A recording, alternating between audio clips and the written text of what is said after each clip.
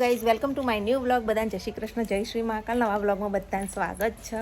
તો અત્યારે video shoot કરવા માટે વાડામાં આવી હતી અને મિહિરભાઈ આજે વહેલા ઘેર આવી ગયા છે. તો જોઈએ મિહિરભાઈ એવું કરે. જોવા બધા મસ્ત છોડને પાણી આપી દીધું છે. અમારા છોડ હવે બહુ ગ્રો કરી રહ્યા છે. જુઓ મિહિર તો શું કરો? ખાવા બેઠા આજ સ્કૂલથી વહેલા. અને તમારા માટે હમણાં જો બધું આવ્યું હતું મેં લીધું છે. શું શું જોઈએ હો. તો ગાઈઝ જુઓ આજે મેં મિહિર માટે હું લીધું. હા શું છે? Soya chips. અમુક વસ્તુ મને ખબર જ નથી એમની મત લઈ લીધું. આ વટાણા એ બહુ ટાઈમથી ખાવાની ઈચ્છા હતી. અને આ જુઓ સિંગ. પછી इसमें क्या है? આ છે ચના ચટપટી એન્ડ મિહિરની ફેવરેટ ઇમલી ચોકલેટ. બહુ ભાવે નહીં? પહેલાં તાર મિહિરભાઈ તો બપોરનું આવું કચર પચર ખાવા જોઈએ થોડું, કારણ કે વાંચવા બેસો ભૂખ લાગે એટલા નાસ્તો લઈ લઉં આવું બધું થોડું થોડું. અમારે ઘેર કોણ આવ્યું છે? અમારા સબસ્ક્રાઈબર આવ્યા છે હજી. આવો અરે મહેમાન ચા પીવા બેઠા છીએ. બચાવ જવાનું કહેવાનું બસ રહેવાનું. બહુ મજા આવી હો માસીના ઘરે. જો તો આજ તો જમવા રોકાવ. ના ના બસ કીધું એટલે આવી ગયો. ફરીથી આવજો તાન કોક દાડો રહેવા આવ્યો. સભા બહુ મસ્ત છે, બહુ સારા છે. અમે છે ભચાઉથી આવ્યા. માસી બહુ બહુ જ એટલે બહુ જ સારા છે. થેન્ક યુ તમે આયા એના માટે. છોકરી મારે દૂધ પણ બનાવી આપ્યું. બહુ જ મજા આવી. તમે પણ આવજો. હા 100% દર્શન કરવા આવવાનું વિચાર છે. તમે આવીશું તમારા ઘેર. માસીને ફૂલ સપોર્ટ કરજો બધા. Thank you.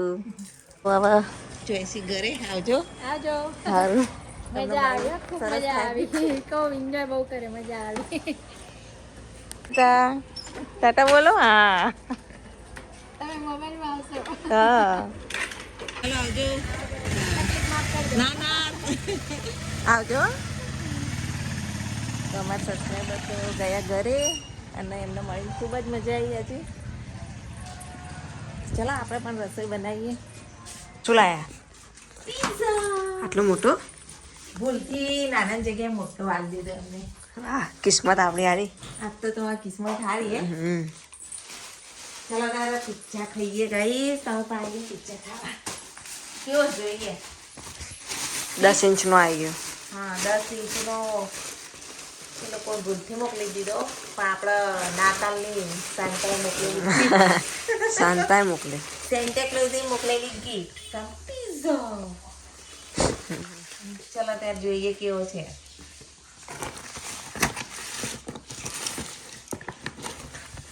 વાવ આવડો તો આપણે મિહિર પહેલી વાર મંગાવ્યો નહીં? એકવાર મંગાવ્યો તો પહેલાં. સ્ટડી કરતાં કરતાં પિઝા ખાવા બેસી ગયા, કારણ કે આજ તો મમ્મીની સેલેરી આવી. હે થેન્ક યુ. એટલે આજ તો મિહિરને પાર્ટી આપી દીધી.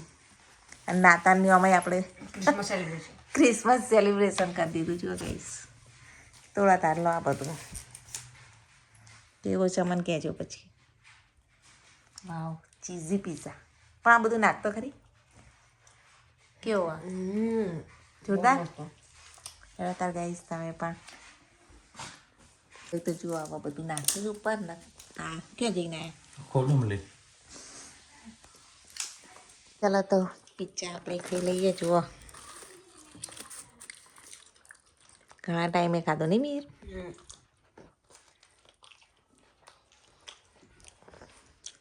જુઓ સવાર સવારમાં મૂળા અને બેસનનું શાક બને છે. અહીંયા બેસન રોસ્ટ થાય છે. બધા મસાલા કરીને અહીંયા બેસન જુઓ ધીમા તાપે શેકાવા દેવાનું. મૂળા કાપી લીધા છે, પહેલાં મૂળા વઘારવાના અને પછી આ સબ્જી બનશે. અહીંયા જુઓ મૂળા વઘારી લીધા છે તેલમાં. હવે અંદર મસાલા કરી દઈશું અને અહીંયા મસ્ત બેસન રોસ્ટ થઈ રહ્યું છે. આમાંય અલગ મસાલા કરવાના, આમાંય અલગ મસાલા કરવાના. મરચાં, લીલું લસણ અને બધા મસાલા કરી દેવાના. પાછું મિક્સ કરીશું અને થોડું અડધું ચડવા દેવાનું. અડધું ચડી જાય ને પછી આના ઉપર પાથરી દેવાનું અને બિલકુલ મિક્સ નહીં કરવાનું. પછી 5 મિનિટ રહેવા દેવાનું, પછી મિક્સ કરવાનું. તો મસ્ત મૂળા અને બેસનનું શાક રેડી થશે. અહીંયા બેસન પણ આપણું રેડી થઈ રહ્યું છે. જુઓ શાકની ઉપર ખાલી આમ પાથરી દેવાનું છે, મિક્સ નહીં કરવાનું. લગભગ 5 મિનિટ એકદમ લો ફ્લેમમાં ગેસ રાખવાનો, પછી મિક્સ કરવાનું. ત્યાં સુધી આવું પાથરેલું જ રાખવાનું. એટલે એક એક બેસનનો દાણો છૂટો પડી અને મસ્ત શાક બનશે. અને આમાં મોયણ કરેલું જ છે અને રોસ્ટ કરી દીધું, શેકી દીધું છે એટલે કાચું પણ ના રહે. એકવાર આ સબ્જી બનાવજો ખટ્ટી મીઠી. રેસીપી જોઈએ તો કમેન્ટ કરજો. ફાઇનલી મસ્ત મૂળાનું શાક રેડી, બેસનવાળું. ચલો ખાવા. જો કોણ આવ્યું? Good morning. આજ તો આવી છે ધ્રુવી અને અત્યારે હવે રસોઈ બનાવીએ છીએ. આજ તો બનાવવાનો ગાજરનો હલવો. જો હું સ્પેશિયલ હલવો ખાવા માટે આવ્યું આજે. એવું એના પપ્પા જો પાટણથી જેટલા બધા ગાજર લાયા હતા તો આજ બનશે ગાજરનો હલવો. અને અત્યારે બનાવીએ છીએ મગનું શાક. જુઓ ટોટલી મસાલા કરીને મસ્ત મગનું શાક અને લીલા મરચા અને ઓલરેડી મારી રોટલી તો બની જ ગઈ છે. તો ચલો ફટાફટ આપણે શાક બાક વઘારી અને તૈયાર થઈ જઈએ રીલ્સ બનાવવા માટે. કારણ કે હમણાંથી હું રીલ્સમાં બહુ બીજી છું, રીલ્સ બનાવવામાં. તો આપણા મગ પણ બફાઈ ગયા. જુઓ ચલો બનાવી દઈએ. મિહિરભાઈ આવી ગયા સ્કૂલે. એક્ઝામ સારી ગઈ, બહુ મસ્ત ગઈ આ તો. સારું છે, બહુ મસ્ત ગઈ આજ તો પેપર. સરસ. તો ચલો તાર ખાઈ લો. કઈ મારા ગાજરનો હલવો બનાવવા લડવાનું ચાલુ. ચલો હેડો તાર ખાઈ લઈએ પછી જાઉં 2 જણ બજાર. લઈ લો હેડો ખાઈ લઈએ. લઈ લો મીરભાઈ પાણી. દાદાને બોલાવી લો, ખાઈ લે. ધ્રુવીન શોપિંગ કરવાની તો ધ્રુવીન મિહિર તો બજાર ઉપડ્યા. જઈએ તાર ટિફિન બીફિન જો.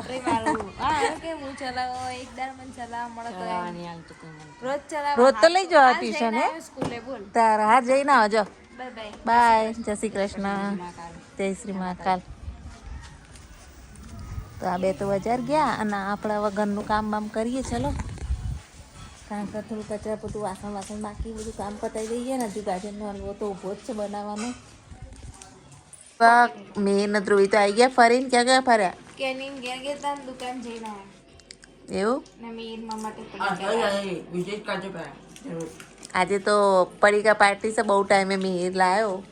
હમણાંથી તો હું પેલા લાવતી મસ્ત. એવું તાર તો પાર્ટી ખરાબ બપોર ચાલે. આપણે થોડો આરામ કરીએ. ઉઠીને હજુમાં તો ગાજરનો હલવો હજુ રહી ગયો. હવે આપણે 2 થઈને બનાવી દઈશું. જુઓ ગાજર મસ્ત છીણાઈ ગયા છે. હલવો બનાવીએ. બનાવવા માટે હવે તપેલું ચડાવી દીધું. ચાલો બનાવી લઈએ. તો જો ગાઈ કેટલો બધો હલવો બનાવજે. તો મારા માટે બનાવવાનું અઠવાડિયે ખા કરો પણ કાલ હોવા સુધી જોવા નહીં મળે. પણ ઠંડો થઈ જાય ને એટલે પછી ખાંડ મેં જા ફ્રીજમાં પડ્યો હોય ને જો ગાઈ આ રીતે બનાવ. 5 કિલોનો હલવો બનાવું છું ગાજરનો. એમાં 1 કિલો જેવું વેસ્ટ નીકળ્યું. આ વચ્ચે પીળું નીકળે કરી દેવાનું. છોલ્યા ને બધો કચરો નીકળ્યો ને એટલે 1 કિલો અને આ જો પેલા હું સેન્ટેન્સ મને વાગી ગયું ગાઈસ થોડુંક. પછી મારે જેવું પડ્યું. તાર વાગી નહીં ને? થોડું છોલાયું સર પણ એ તો ચાલે. તને તો કોઈ ના થાય. હું તો હમણાં આટલું વાગ્યું ને દેખો આ મને વાગ્યું. તો પેલા ગાજરની છીણ સરસ શેકી લેવાની. અડધો કલાક તો શેકવાની ધીમા તાપે. ખાસું બધું ઘી નાખ્યું ને 3 થેલી દૂધ નાખવાનું. એટલે પેલું ગોળ એના જેવું લાગે ને. અને 700 ગ્રામ જેવી ખાંડ. માવા જેવું લાગે ને દૂધ બધા. કણીઓ પડે ને. બન્યા પછી બતાવીએ ગાઈ તમે. ત્યાં તો આપણો ગાજરનો હલવો બને છે અને મીના પપ્પા આવ્યા છે. કાલના ગામડે ગયા હતા તેવા આવ્યા છે. ધ્રુવીએ સરપ્રાઈઝ આપી. કેવા આમ નવાઈ લાગી હે તને જોઈ. શાક થાય છે ને અહીંયા જુઓ મસ્ત હલવો તૈયાર થઈ રહ્યો છે. અને અહીંયા ટોપરાની છીણ અને ડ્રાયફ્રૂટ મસ્ત નાખીને હલવો બનાવીએ. ધ્રુવી બેન ખાવા. તો જુઓ ફાઇનલી તૈયાર છે. અને ધ્રુવીને તો ઇલાયચી નહીં ભાવતી તો અલગ કાઢી લીધો. અને આ જુઓ આપણો હલવો બની ગયો મસ્ત. ચાલો નીકુ કુમારને બોલાવો જમવા બેસી જઈએ. મીરભાઈ બેસજો હેડો. હવે અમે જમી વમીને ફ્રી થઈ ગયા. અને અહીંયા જુઓ અમારો બિલાડો આવી ગયો છે દૂધ પીવા માટે. તો એનો ખોરાક તૈયાર કર્યો છે. જુઓ માટકી ભરી અને દૂધ અને અંદર 1 રોટલી ચોળીને. હવે શિયાળો આવ્યો ને એટલે રોજના 3 ટાઈમ ખાવા આવે. તો ચલો આપીએ એને દૂધ. એના વાસણમાં લઈને દૂધ આપી દઈએ. અને આ જુઓ જેવો રાડો પાડી રહ્યો છે.